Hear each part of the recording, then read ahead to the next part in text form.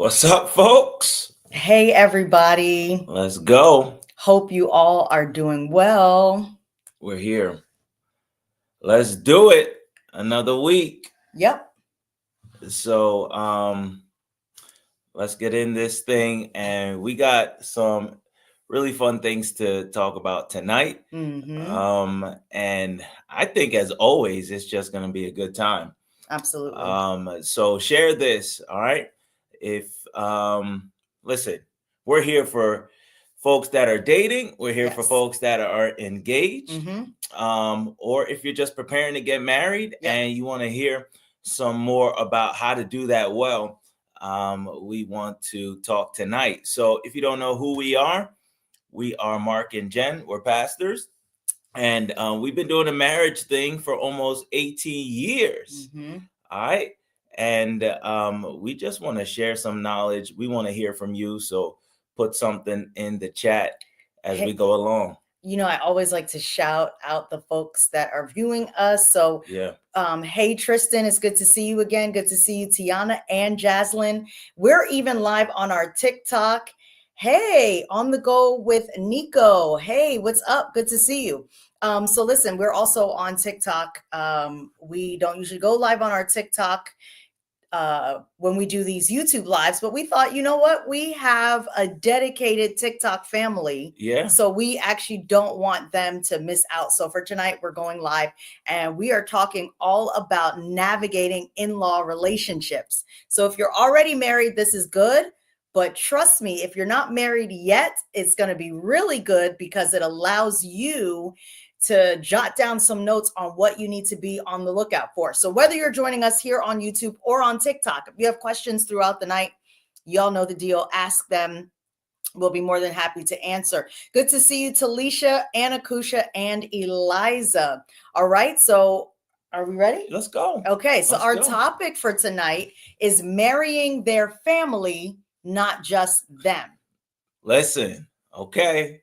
And this is important because a lot of people feel as if, hey, you know what? I'm just marrying them. Right.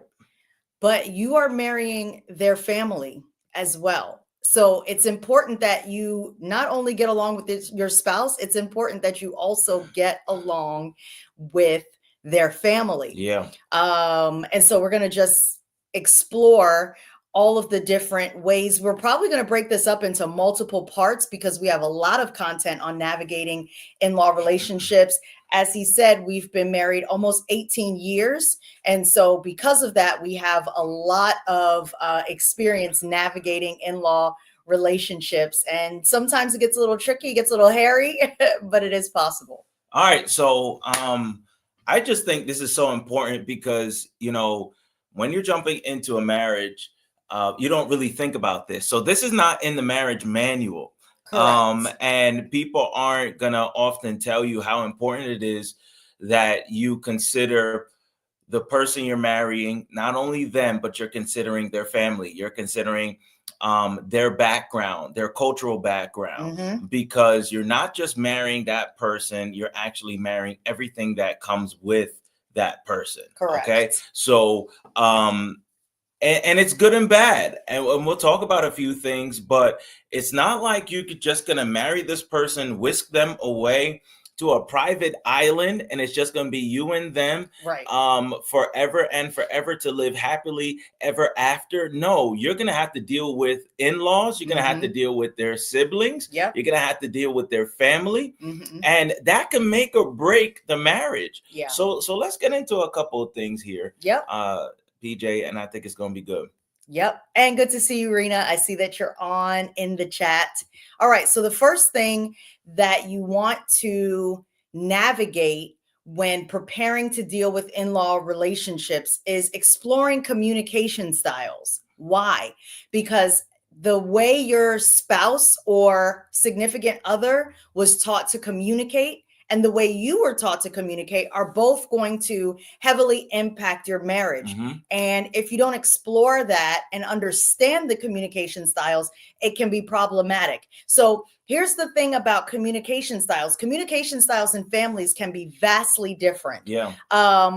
Some families are open and direct. Some families are reserved and more passive. I actually have a friend right now who tells me that she's more of a beat around the bush type of person, Yeah. and her husband is direct. It's a couple that we're friends with. Yep. And she said when they first got married, they really had to navigate that, because in her family, it was kind of acceptable to like speak in parables and beat around the bush.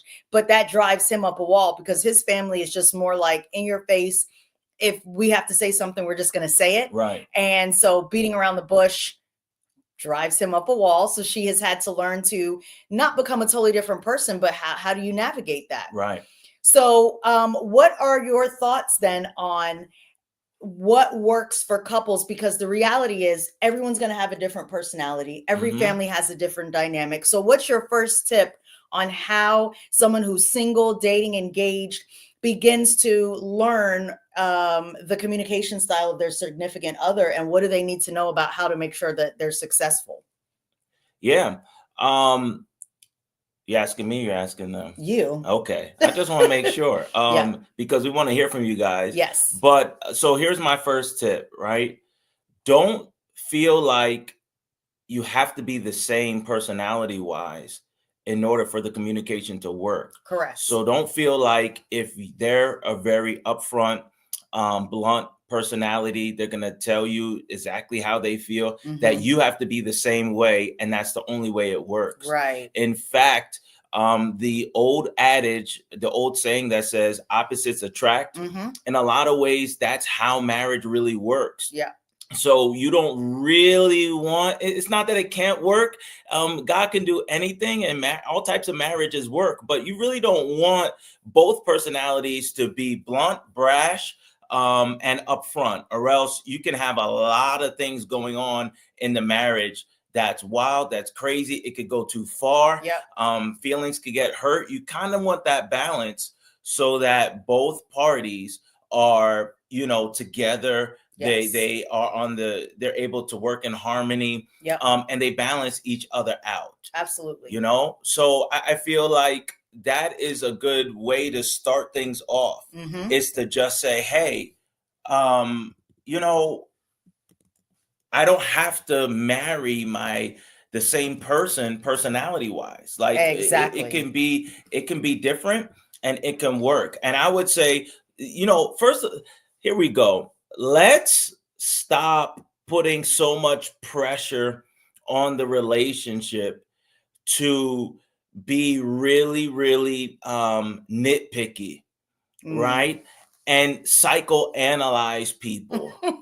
and be like, what do you mean by that? Well, sometimes we don't have to take it there. Yeah. Sometimes we can just say, you know what? We'll go your direction this time. Next time we'll go my direction. I think that you could be in a place where you've been waiting so long to tie the knot, to get married, that you analyze and overanalyze a situation, a disagreement, an argument. Yeah. And it'd just be better if you just said, you know what? Let's move on. Like, there's different communication tactics that you have to have. Yeah. But I just feel like sometimes we're putting so much pressure on the situation that it's just really causing the relationship to fail, or the relationship to go left. Yeah. And I think also seeking to truly understand your significant other's communication style and their family's communication style without trying to change it. Right. And so that's why I pulled up James 1:19 for this part, which says, know this, my beloved brothers, let everyone be quick to hear, slow to speak, slow to anger. Right. Because a lot of times we really are convinced that our way is the right way. And like you already said, because they're different doesn't make them wrong. Yeah. But a lot of times we want our significant other or their family to change their dynamic. Listen, their dynamic and their communication style has been around longer than your relationship if you're Yeah. just getting into a relationship. Yeah. So you're probably not going to change it. I think the only time when maybe you want to encourage a change is when it comes to your spouse, if they have a communication style that is ineffective. Mm-hmm. So if their communication style is, I'm just going to shut down and never talk about the hard things, Right. then that's something you want to work to shift. Doesn't mean that they won't be a great spouse. Mm-hmm. Doesn't mean that you can't marry them, but that's an example of a communication style that you want to change, but specifically with your spouse. Now, if you have extended family members on their side of the family and that's their mode of communication, that you may not be able to change. Right. But I do think it's important to discuss communication styles that are ineffective for your relationship, because you're not trying to change them as a person, but you are always trying to seek to get better. But also look at how you communicate. If your communication style is, when I get upset, Mm-hmm. I call names, that's an ineffective communication style. Yeah. Yeah. All right. That's the warm up, y'all. Okay. That's the warm up. That was nice. That was fun. That was dandy. Let's get into some deeper stuff that actually becomes bigger issues, Mhm. right? As it relates to, you're marrying somebody else and they were raised a certain way. Yeah. They have a certain culture. Their house was a particular way. And all of that comes into the marriage. Mhm. Okay. So if you're saying, hey, I think it would be cool to marry someone with a different cultural background, can I say, okay, that might be cool. That might be fun, but there are challenges. There are challenges, because what we need to talk about is something here that we want to put up is about cultural traditions, because you're really stepping into that person's culture and it's going to have to blend with the way you do things. So, for instance, you may say, hey, when I was growing up, we used to do Sunday dinner as a family. Everybody used to go to mama's house, Mhm. and we do Sunday dinners traditionally there. Well, what's going to happen when you get married? Are you going to all go there, or are you going to want to do it at your own house? Are you going to want to have your own time? It seems small, but these are the traditions that causes somebody to go into their bedroom and start crying their eyes out because they feel like you don't understand them, you don't love them, you don't care about them, because you're like, this Sunday I don't feel like eating with your family.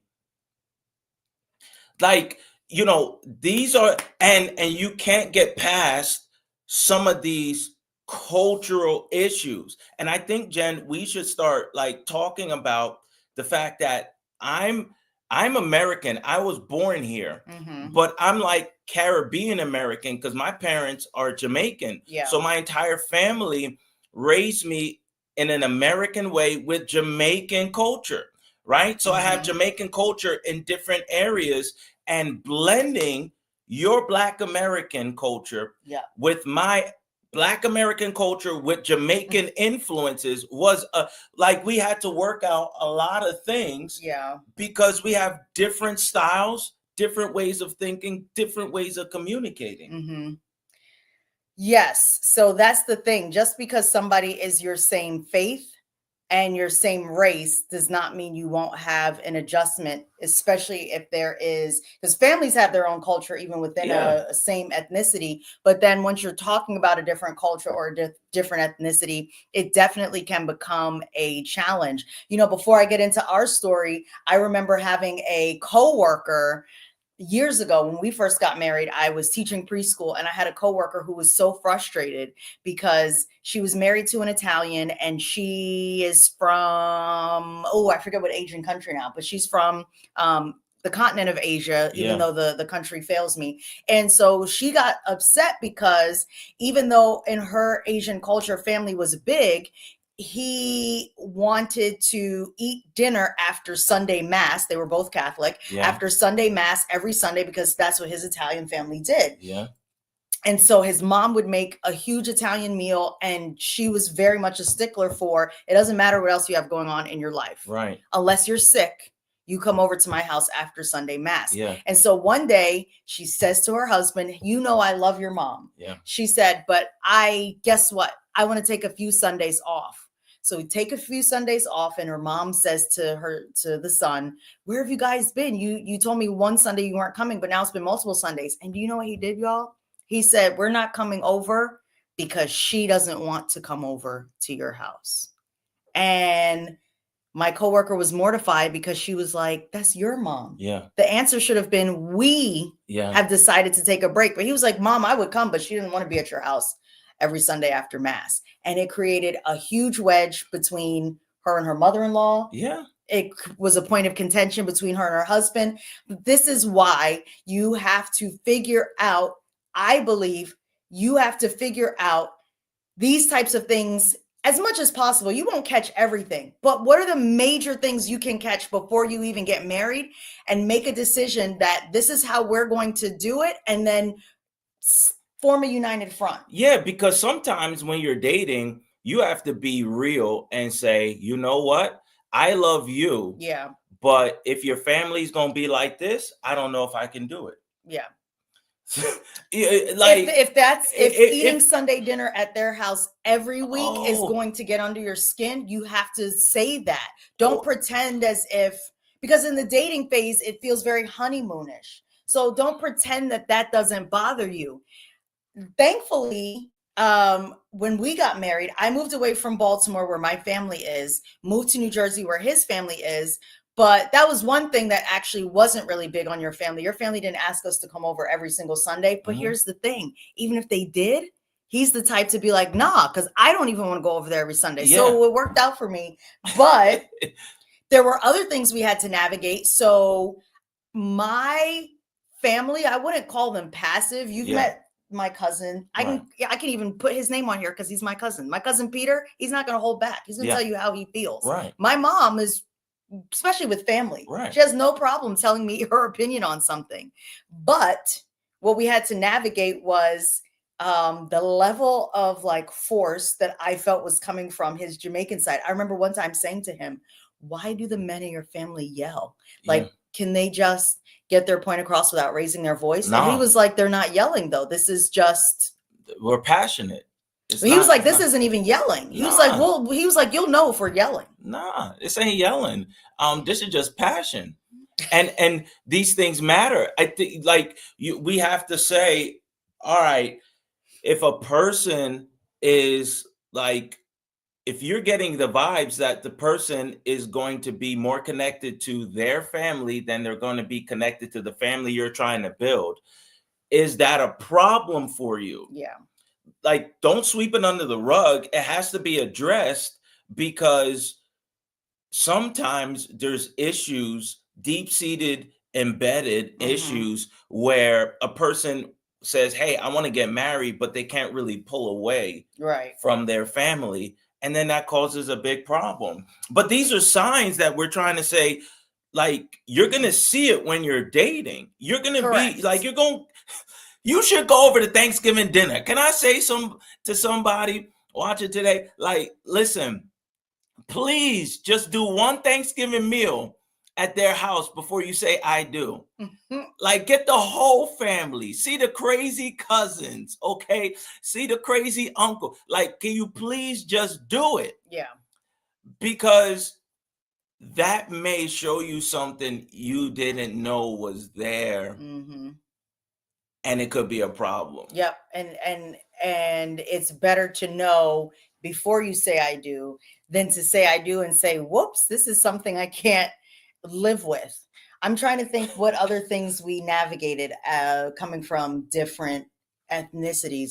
Okay, now Tiana is saying Jamaicans are naturally loud and have no inside voices, and she's saying she would know because she's Jamaican. Yeah, that's good. Listen, it's just the way it is. Navigating holidays weren't difficult for us, but they were different, meaning from like the food that's served. So I was exposed to Jamaican culture as a child, but because my family has Southern roots, I didn't. So for me, it's like, but why aren't there certain things on the Thanksgiving table? Thankfully, even though his dad is Jamaican, he always says there has to be turkey at Thanksgiving. Right. Because I remember the first Thanksgiving that I was a part of where they included me in like cooking some of the dishes. His Jamaican aunties were like, please tell us there's no turkey this year. I was like, let me look for the correct group chat because I'm not in the right group chat. Yeah. That's what I was looking for. Yeah. The correct group chat. Mm-hmm. Because I'm like, no turkey for Thanksgiving. Because they were like, as long as we have oxtail, escovitch fish, Yeah. Curry chicken, you know, jerk chicken, all of that, we don't need turkey. And I'm thinking to myself, this is Thanksgiving. You But we didn't, you know, we didn't do Thanksgiving in Jamaica, right? Right. But thankfully, God had a ram in the thicket. And my father-in-law was like, we're in America. We're going to do turkey because it's Thanksgiving. And I said, thank the Lord. Because I was literally about to say, now, wait a minute. Listen. And I even said to him, if your family's not going to do turkey for Thanksgiving, every year I will buy myself the smallest turkey I can find. And I will eat a turkey when I get home. Because my dad makes the best turkey. It's never dry. It's always juicy. And I'm not signing up for Thanksgiving without turkey. Listen, I get it because Tristan said they could have jerked the turkey. Exactly. Yeah. Eliza says she doesn't need turkey. Eliza, girl, you have Southern roots. Eliza, you're supposed to be helping here. No, Jaslyn, you too? Where are all these Americans coming from? That's because y'all haven't had the right turkey. My dad's turkey was always as juicy as ever. So I don't know who was making y'all's turkey, but yeah. Apparently Americans don't want turkey either. I don't understand, but that's fine. Yes, Rebecca, gotta have that turkey. This is what and I just told Rebecca yesterday that she and I make a great team. This is what I'm saying. All right. So listen, the in-law factor could be a problem. What do you guys feel are some signs, some red flags of a mama's boy? Like, let's just get for real. All right, I need it in the chat. What are some red flags of a mama's boy? Adrian and Manny joining us on TikTok. Good to see y'all. All right, let's just keep it a buck. Rebecca said, where does she start? Where do I listen? Start wherever you want to start. Because sometimes we ignore the signs, and one of the worst feelings for a wife is to feel like they come second to the mama. Yeah. And we have seen it cause huge problems because you're supposed to leave and then connect, right? Mm-hmm. King James, leave and cleave. But you're supposed to be one. So the wife is supposed to come first. But how do you navigate that when, he's so connected still to his mom? Well, Jessica says he thinks his mom is always right, is one sign that he's probably a mama's boy. I would have to agree. Yeah. If the reigning opinion in his life and in his mind is going to be his mom's opinion, then you best believe he's going to absolutely carry that into the marriage as well. And that is a red flag. It's a red flag for me. If you're out there in YouTube land and you can do a mama's boy, but I think that's a red flag. Here's another one. Rebecca says if he's clingy and always doing what his mom wants him to do, red flag.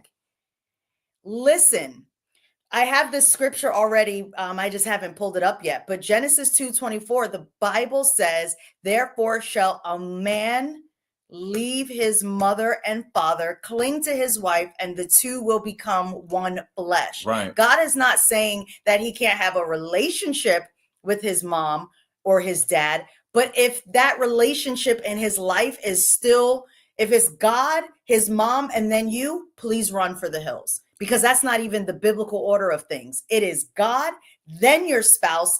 If you have children, then it's the children. If you don't have children, it's God, it's spouse, and then it's all others after that. But it's literally not biblical for him to put his mom above you. Yeah, and the Bible says that the man should leave. Right. Right. So if you have a man that's not willing to leave his mother and father, you have a problem, because he's not strong enough to stand on his own and build something with you. Mm-hmm. Right. He is holding on to the security of what he had, Mm-hmm. and he can't break away and build something strong with you. Well, someone on TikTok said a great thing. If he tells on his wife to his mother about their problems. Ooh, that's a good one. That's a very good one. Thank you, Greets. Please stay on, because y'all are contributing big time. That is a good one. Now listen, ladies, you shouldn't do that either. You shouldn't be going and telling your mom or your dad every problem y'all have. Right. But since we're on the mama's boy topic, right. Yes. That is a big one. I like this one because I have a funny story behind this one. And the reason I can tell this story is because he's actually not a mama's boy. Yeah. But, well, my mama does it this way. You know what's funny about that? We all say it. Y'all, when we went on our first grocery shopping trip together, we literally had just gotten married like the week before. We decided to go grocery shopping when we got back from the honeymoon. Yeah. And so I'm picking up Lawry's seasoned salt, among other things, because if you grew up the way I did, you need that Lawry's. I don't care all the onion, garlic powder, pepper, paprika, all the other seasonings we use, you better have Lawry's seasoned salt in your pantry. So I picked up the Lawry's seasoned salt, and he says to me, "What are you getting that for?" I said, "What do you mean? It's to season the meat, like you need to put it on the meat in addition to whatever else you're using." And he was like, "How come you're not getting adobo?" Well, again, I didn't grow up in a Caribbean household. Right. So I was like, I just didn't grow up on adobo. And he says, "Well, my mom uses adobo." I'm just saying. I'm just saying. Okay. I said, "Jesus, you take the wheel. Because if I keep the wheel, we're going to argue in this grocery store." But guess what? We've come to a happy medium. And usually what I do now is I make my soul food dishes with the Lawry seasoning. But because my in-laws taught me how to make Jamaican food, I use that as my base for most of my Jamaican dishes, in addition to whatever other seasonings I'm using. But he's not even a mama's boy. And he was like, "Well, my mom uses adobo." Right. I said, "You know what? I knew by the way you looked at me. I was like, what did I say? What did I say?" Exactly. I was like, I didn't mean it like that. I didn't mean it. It didn't matter how I tried to cover it. She'll forever remember that. Tristan said, "I think we need grace for those moments." Absolutely. And I gave him grace, and I even cook with adobo now, depending on the dish. Yeah. Okay. As a guy, Duvain says, any mother that doesn't teach her son to be strong and cleave to his wife has failed him. That's a good one. I think there was one more we had up here. This was a good one as well. Another red flag: if the mom has more say about what he does or only points out the negative aspects she doesn't like about the partner they bring home. That's good. Yeah. You know, I know we're talking about the mom, but moms can mess up relationships. Like, you bring someone home, and I know of a story of a guy. I don't know him personally, but he tells his testimony of his mom going through so much trauma in her own relationships that she considered her son to be a replacement for the spouse that she never had. So she leaned on her son so much, especially as her son became an adult. Right. He was able to help her out. Yeah. And it was tough when he brought someone home. Yeah. She was reading that woman through her trauma, and all she could see was the woman that was going to take her son away from her. Right. So she tried, so you could see that a mom in that condition would want to sabotage that relationship. And we have to see that when it comes to a person coming together with another person and saying, we're going to be one, we're taking everything with us into that. And when you walk into an environment like that, you got to be able to read the room and say, do we have an issue here? Yeah. Because why is your mom coming at me like that? Or why do we have all this baggage, all this drama around us being together? And we're just trying to be real tonight and say, if you're dating, if you're engaged, if you're trying to get married, even if you are married, I think that in-laws play a big, like, they can make or break the marriage. Yeah. And Jaslyn, I like her comment up here where she says that also she said a couple of things that she agrees that clingy is bad, but she also says if the son can't say no to his mom about anything, or if the mom is speaking negatively about the woman and the son can't or won't stand up to her and correct her for that. So that is absolutely true.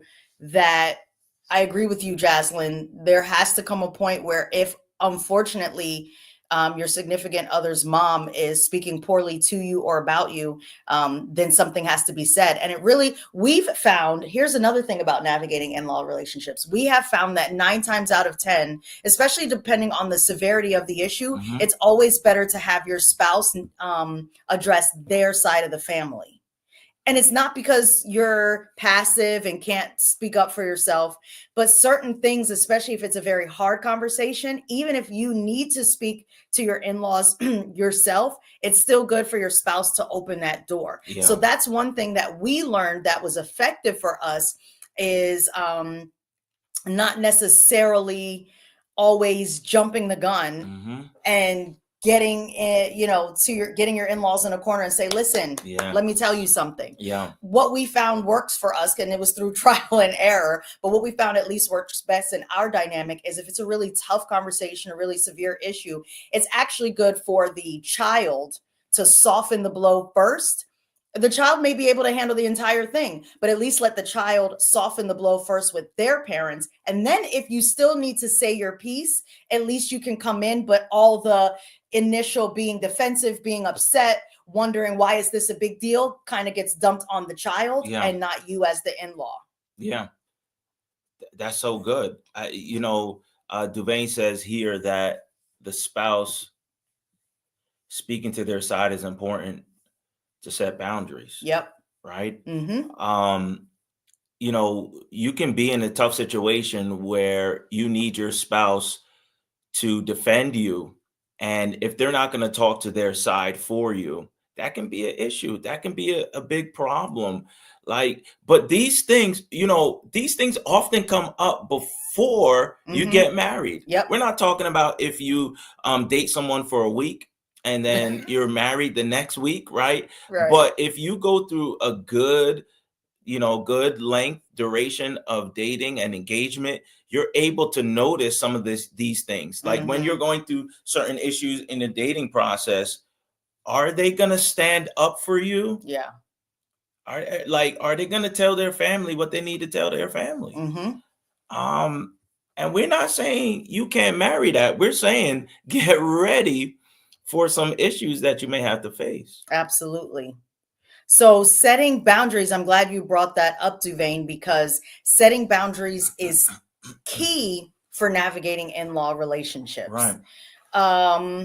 Setting boundaries for even when it comes to things like if children come in the picture.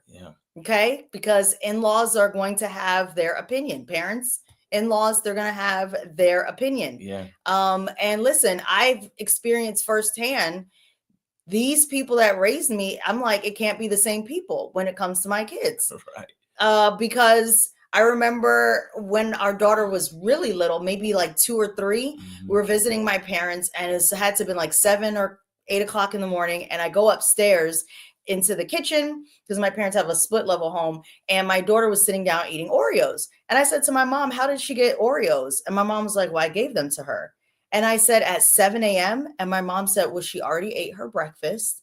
And after she finished everything, she said, Nana, can I have Oreos, please? And I was like, so then what should you have said? And my mom's looking at me like, what should I'm like, you should have said no. She doesn't eat Oreos at 7 a.m. And my mom was like, well, sometimes children need treats. And if you finish all your breakfast, you get a treat. Guess what treat I got after finishing all my breakfast? Putting my plate, not even putting it in the sink, washing my plate. At that age, no. Yeah. But it certainly wasn't Oreos at 7 a.m. Yeah. It's a light example, but even in how you want to rear your children, you have to have boundaries and let in-laws know and let parents know, hey, this is a decision we're making for our child. Right. We're asking you to respect it. Right. But you'll know before you even get married with some of these mama boys tendencies that you mentioned, if he won't even stand up for you with his mom, he's not even going to stand up for your children. Right. And, like, are your parents in your whole business when you're dating, right? Are they in every detail? Right. Are they trying to control the relationship? Yes. Those things will absolutely migrate and infiltrate into the marriage, because you'll know early on, like, why do we have to sit down and debrief after we got home from the movies? Mhm. You know, what they're in too much control Mhm. over what you're trying to do and where you're trying to go and the relationship that you want to have. Yes. So jot this down. Your in-laws can either be a source of conflict or a source of strength. And a lot of that is going to be up to you and your spouse with the boundaries that you set for them. In-laws can be a great source of strength if you not only put boundaries in place, but enforce those boundaries. Mhm. But if you don't put boundaries in place, or you put boundaries in place, but you don't have everyone adhere to them, they can become a source of conflict. So here's a rule that we give to couples when we're doing premarital counseling that I want to give to you all tonight. When you get married, give yourself at least 6 months before you allow anyone to come into your home. Yeah. It may seem like, what's the big deal? Kumbaya, we actually all get along. This was advice that was given to us when we were doing premarital counseling. We tested it and it works. Yep. Because our premarital counselor said it takes at least 6 months for you to gel, for you to understand what are some things in your home that you will allow, what are some things in your home you won't allow, what when somebody comes over, what length of time can they stay? If someone's coming from out of town, how long can they stay? We have friends that, listen, for them it works, so it's fine. But we have friends who one of the spouses has parents that will come in town with a one-way ticket. Yeah. They will visit with a one-way ticket. Yeah. And you don't know when the visit is going to be over. Not at the Watson house. We don't really believe that the Lord is leading our guests to purchase a one-way ticket. Right. He may lead you to do that at someone else's house, but at our house, he's leading you to have a start date and an end date. Yep. And that end date is not 90 days from now. Let's go. It's not 60 days from now. It's Let's not go. even 30 days from now. We love you, but you will not be staying here for an indefinite amount of time. But that couple, it's been working for them. So you leave people alone. But this is what I'm saying is that if you haven't discussed that. Somebody said 2-day max. No. Okay. Rebecca said 2 days is her max. All right. But here's the thing. If you haven't discussed this, though, if you haven't had, that's a big discussion to say to your significant other, if their family lives out of town, while you're dating, just say to them, hey, by the way, what are your thoughts on family visiting? Can they visit? And if they do you care what time they leave? And if they say to you, I don't care what time they leave, they could come in February and leave in April. And you know that if they come in February, they also need to leave in February of that same year, though. Right. Not the following February. Listen. Then you need to, I can't say that word, February. It's you said it like Baltimore. Yeah, I can't ever say it outside of a Baltimore accent with that word. You need to have that discussion because that's where in-laws become a source of conflict. Listen. If they're like, well, they can stay as long as they want and you're not on board with that. These are such big discussions. Such big discussions. You know, as you were talking, Tiana said for some visitors, it is 24 hours. She said, you're going to do an overnight. That's wild. That's wild. That's why. But listen, if it's 24 hours, then let's come to agreement. That's 24 hours. Right.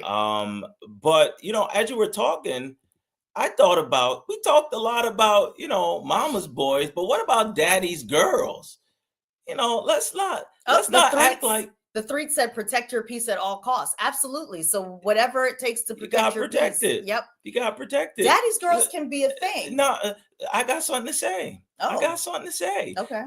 Daddy's girls, because we're acting like the only issue could be a mama's boy. But what about daddy's girls that were not spoiled, but handled in a very, very soft, a very, very catered to way, right? So a daddy's girl gets all she has to do is go to her dad and be like, Daddy, I need some shoes, Daddy. I need some gas in my car, Daddy. And now when they get married, right, or they have a man, they either feel like the man should be that to them, or if the man isn't that to them and he's more of a husband than he is a dad, she is like easily swayed or easily drawn to run back to dad and say, Dad, we're going through a tough period. Can you slide us some money? That is a problem for a man. Yeah. Okay. For a man that feels like he's a provider. Yep. He's the protector of the house. And now he has his wife's dad jumping in and saying, hey, I heard y'all were short. Y'all need some, or he just sliding it to his daughter. And all of a sudden the husband doesn't even know that his wife is getting money from her dad. That's a problem. Like that's a problem. No man wants to feel like he can't take care of his wife. Yeah. Well, and I can speak from the aspect of being a sheltered only child, which did bring a certain dynamic into the beginning of our marriage. Yeah, remember that night at Rutgers when your dad called me? So listen, she's lucky that she has such a nice husband. And I love my father-in-law. So I ain't gonna disrespect him. I love him. But he called me up one night because she was taking graduate courses. It's in New Jersey, and she's at Rutgers coming off the bus. And how I grew up, right? Listen, you just get off the bus, you walk to your car. It was a night class. Okay. So this is day or night, you get off the bus and you walk to your car. All right. But she was so sheltered, right? Only child. They did so much for you that he's the type of dad that when she gets off the bus, he's going to be right there. And he's going to take her where, like, you didn't get your license until... Wait a minute. You didn't get your license. You didn't get your license. This is about in-law relationships, until I jumped Jen's driving. Until I jumped in, I said, hey, you 18, 19 now. Where's your license? I don't need a license. People drive me around. Nah, that's not how it's going to work. You're going to have to get your license. Okay, so she got chauffeured, right? But it wasn't always my dad. I got a ride from cousins, my god sisters, because we were all going to the same place anyway. So I just figured if we're all going to the same place, and also there's safety in numbers. So I was like, instead of you riding by yourself, it's better for you to have company, keep you awake on the road.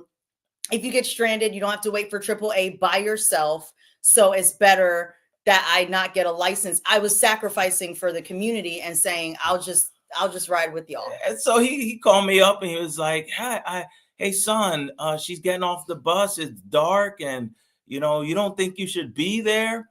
And I was like, Dad, I think she's good. There's security officers in the parking lot. There's lights in the parking lot. It's lit. And I didn't really ever tell him that, Dad, hey, don't jump in. I got this. And I didn't ask my dad to call. Right. He actually said to me one time, like, he said something like, hey, is Mark there with you? Because I know you're getting off class. I was like, oh, no, Mark's at home. I'm at home watching the game. Like, my wife going to be good. Right.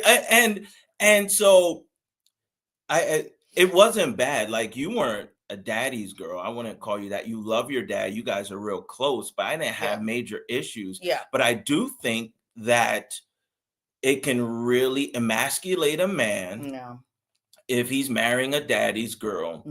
And she wants to lean on that. She wants to lean on the allowance. She wants to lean on the perks of being able to go, and the safety net, being able to go to her dad and get whatever she needs. Yeah. And I grew up in a very overprotective household. My parents were older when they had me. They thought they weren't going to be able to have children. That's what they were initially told by doctors. And so I came into their marriage after they'd been married 11 years. And so I think that all played a part. I don't know if they would have been as overprotective if I had come a couple years into the marriage and they were younger, but they were older. They waited 11 years. And so by the time I got here, they were like, protect her at all costs, you know? We have some good questions up here though. Okay. Eliza says, but what about if you're asking your dad to fix something that your husband is not going to fix? Be careful. Be careful. Okay.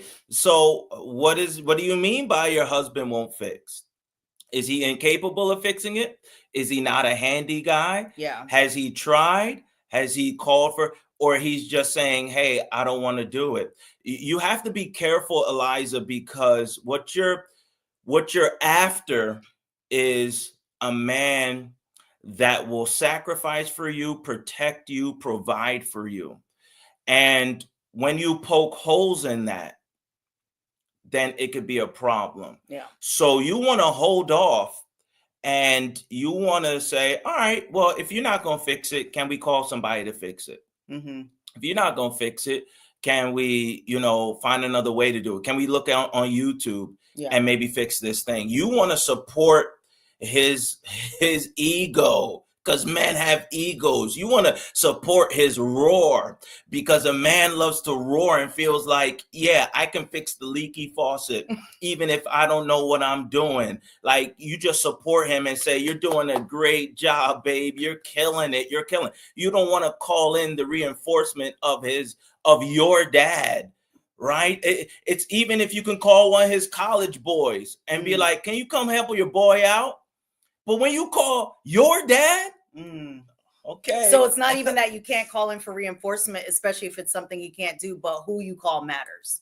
Who you call matters. Okay. Rebecca, then when you were saying, as a dude, it's emasculating for the daughter to always say, Dad, we need this, Dad, we need that. So Rebecca says, well, then can I just ask my mom? Because it would be for the both of us.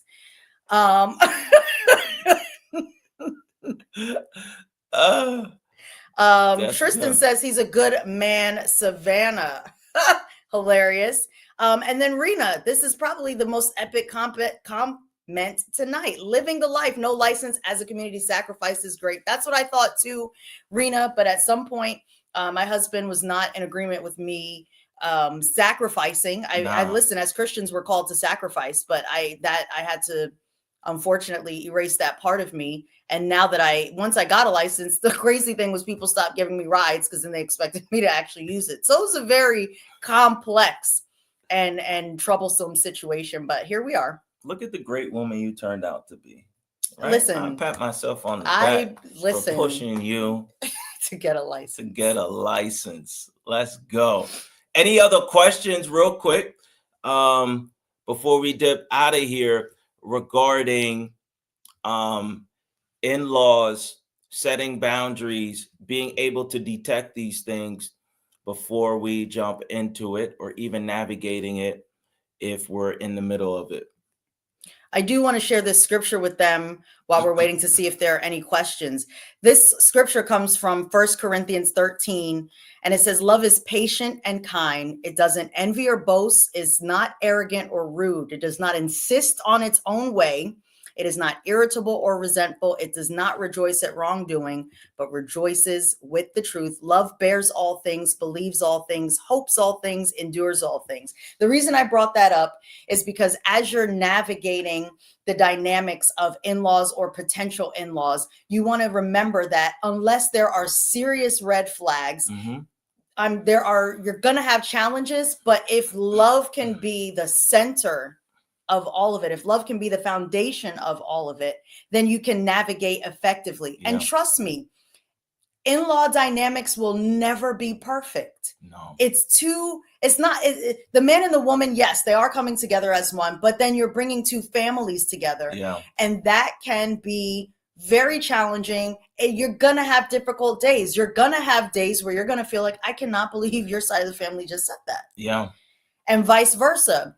But like I said, so long as both parties are working to set boundaries and hold their families accountable, love should be at the foundation and at the core of your marriage, so that you can forgive quickly, so that you can forgive easily. Right. If there's a wrong, you can right it, but you just remember that, listen, it's not going to be perfect. Yep. You can marry we both married into nice families. I believe. Oh, I'm so blessed. We married into nice families, and yet we have still had some sticky moments because people have made some sticky statements. Yeah. Okay. Yeah. But we were able to navigate it. That's some questions. Yep. So Tiana says, how do you navigate when the in-laws are not respecting your spouse? Oh, okay. So not even disrespecting you, but not respecting the spouse. I think this is a good one. Yep. And what I would say is that the onus is on the so whoever is, so let's say the mother-in-law is disrespecting the son-in-law, then the onus is on the wife to talk to her mom so that her mom will then respect her husband. Does that make sense? So I always look at it and say that you have the responsibility of protecting your spouse, caring for your spouse, and making sure they're good as it relates to your family. So you can't put the weight on your spouse to somehow work it out with your family. So if they're not respecting your spouse, then you need to stand up for your spouse with your family. And so the way I read it also is like the in-laws not respecting their own child. Well, you can clarify. So we could do both ways. So I did it that way. How would you do it the other way? So if it's more that you're saying you're noticing that the in-laws are not respecting their own child, that's a conversation I believe you need to start with your spouse and say, hey, in my opinion, it seems like your family is disrespecting you because I'm noticing X, Y, and Z. Are you noticing that? Because maybe they're oblivious. Maybe they are used to disrespect. Maybe disrespect has been something that they've been dealing with before you even came along. And so they don't even realize it. You know, sometimes people who are laid back don't even notice disrespect unless it's just so overt. Yeah. People that are not even passive, but just laid back. Listen, I saw this meme on social media that I love, Tiana. It said, people will often mistake you for being laid back and forget that you can lean forward. And I love that. So anyway, I think you have to start that conversation with your significant other and say, this is what I'm noticing. And I'm reading as disrespect. So first of all, see, do they even have an awareness of the fact that they're being disrespected? Right. If they do, then you need to find ways to help encourage them to speak up to their family. If they don't, that's a totally different conversation. It's probably going to take a lot longer if they honestly do not see the disrespect as disrespect. Yeah. And listen, can we just leave that question there? Because this is just a lesson. So PJ noticed that I read the question wrong, and she didn't say, hey, dummy, that's the wrong way to read it. You're looking at it wrong. Because we've been doing this so long, she's like, well, maybe it's a different perspective. And I pick up on it, and I'm like, why don't you give the other side? Because she's protecting her husband. Yeah. She's like, I'm not going to embarrass you because you misread the question. We're in this together. This is what we're trying to like bring across and say, when you're doing this together, when you love your spouse, when you're there to protect them and hold them up, you just don't feed them to the dogs. Right. And be like, hey, and just show their flaws and show when they make mistakes. So I just want to point that out. I thought that was a really slick move right there.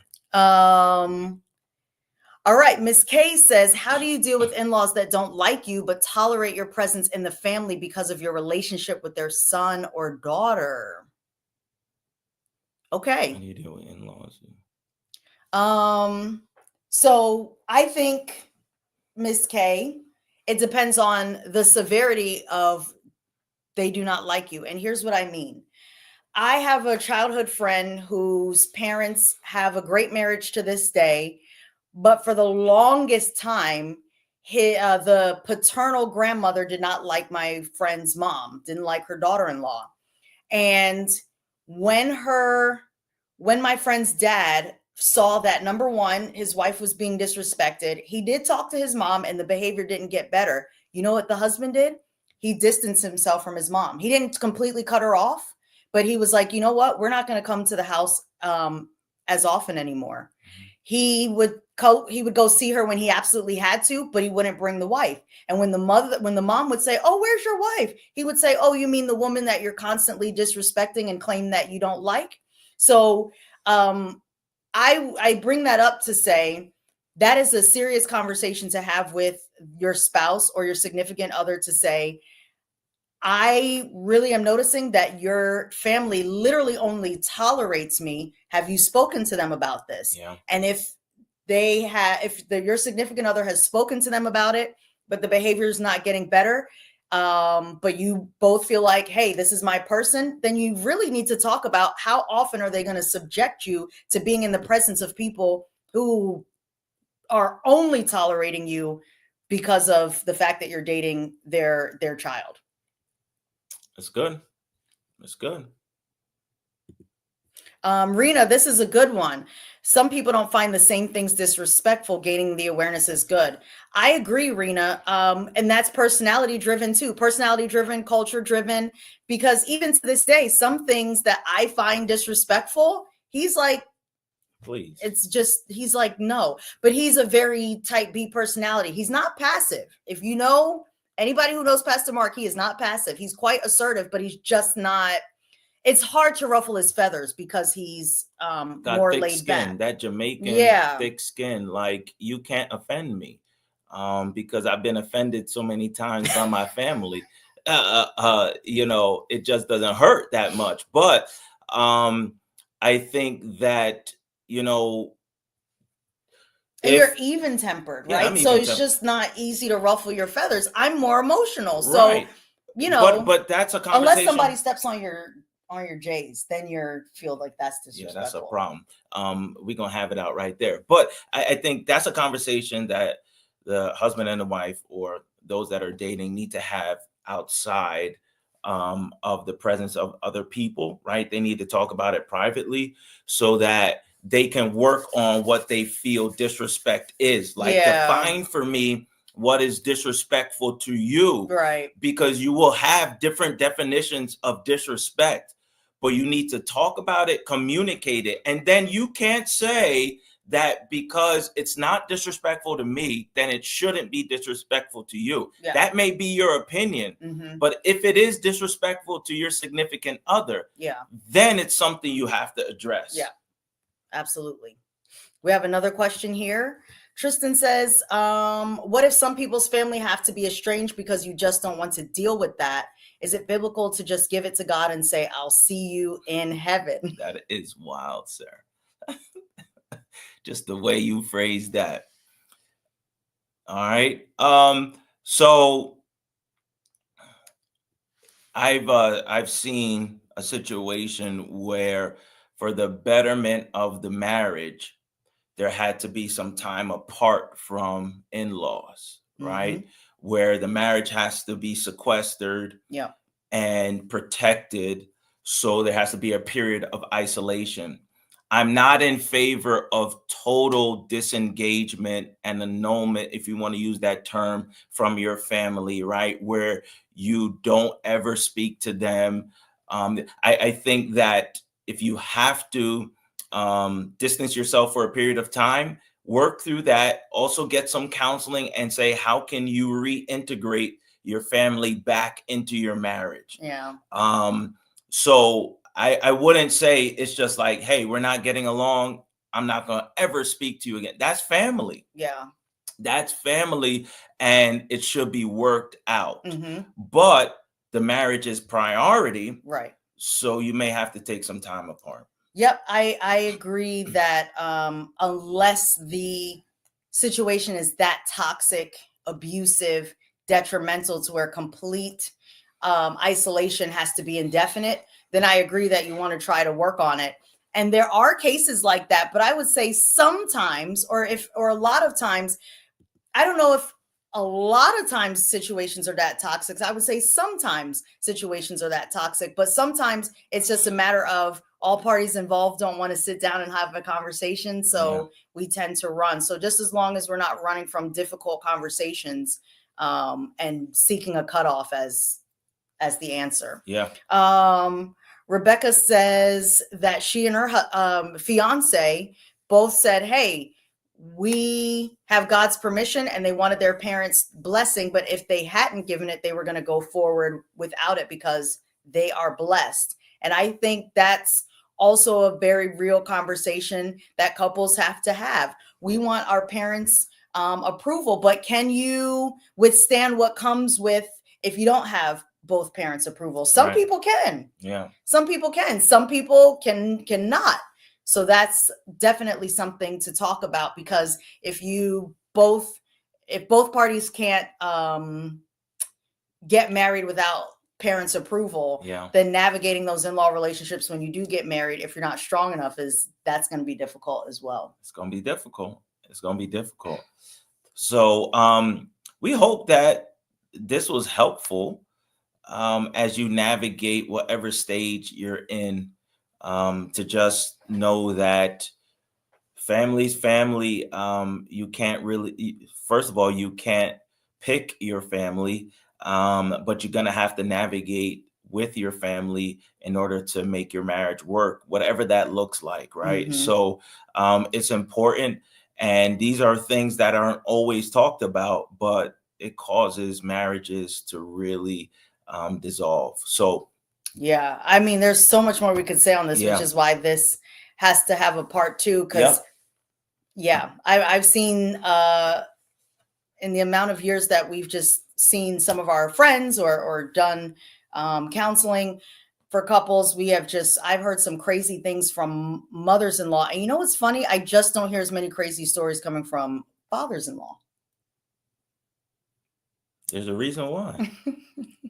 There's a reason why. And I don't know if I should say, but there's a reason why. I just don't. Usually when there's in-law, like persistent in-law relationships, usually by the time couples come to us, it's the mother-in-law. There's a reason I just really don't hear too many daughters or sons-in-law complaining about the father-in-law. So all right.